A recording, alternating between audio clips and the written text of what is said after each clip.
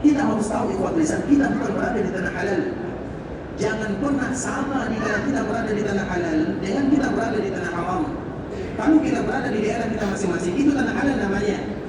Sedangkan di kala kita berada di Madinah atau di Makkah Al-Mukarramah, itu tanah haram namanya. Perbuatan kita itu tidak boleh sama. Kalau seandainya sama saja antara haram dengan halal, berarti kita belum mengagungkan syiar-syiar Allah Subhanahu wa taala. Karena hanya mereka-mereka yang bertakwa sahaja yang mengagungkan. Maka tadi kita menyebutkan baca dulu surah Al-Hajj. Jika kita datang ke tanah haram Makkah dan Madinah, baca surah Al-Hajj. Dan di antara salah satu isinya, dzalika wa man yu'azzim sya'air Allah fa innaha min taqwal qulub.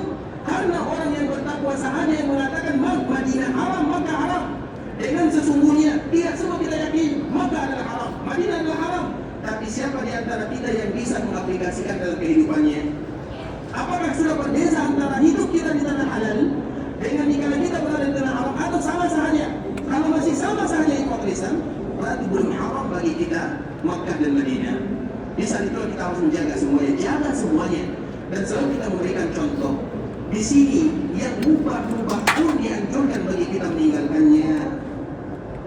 Yang mubah pun dianjurkan bagi kita meninggalkannya. Kenapa? Karena kita berada di tanah halal, kita berada di tanah haram. Kita contohkan misalnya, kita datang ke Madinah atau datang ke Mekah misalnya, kemudian kita ingin melakukan bermain misalnya dengan rombongan misalnya, permainan main bola misalnya. Apa hukumnya main bola? Atau permainan yang lainnya? Silakan, tidak menjadi masalah. Bisa dipahami? Hukumnya mubah, boleh-boleh saja, selama tidak melarikan. Tapi pertanyaan yang kedua, apakah pantas itu kita lakukan jika kita berada di tanah haram untuk beribadah? Pantas atau tidak? Yang mubah saja tidak pantas rasanya kita melakukan, apalagi perkara-perkara yang makruh, apalagi sesuatu yang diharamkan oleh Allah Azza wa Jalla. Kalau yang mubah saja dianjurkan bagi kita, tinggalkan perkara yang mubah untuk melakukan perkara yang sunnah atau perkara yang wajib. Dan itulah yang disebut dengan wara' atau yang disebut dengan zuhud, dua kalimat yang serupa tapi berbeza.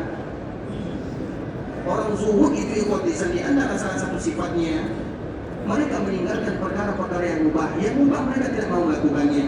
Bukan berarti mereka mengharamkan, tidak, agar mereka tidak disebutkan dari yang mubah untuk melakukan perkara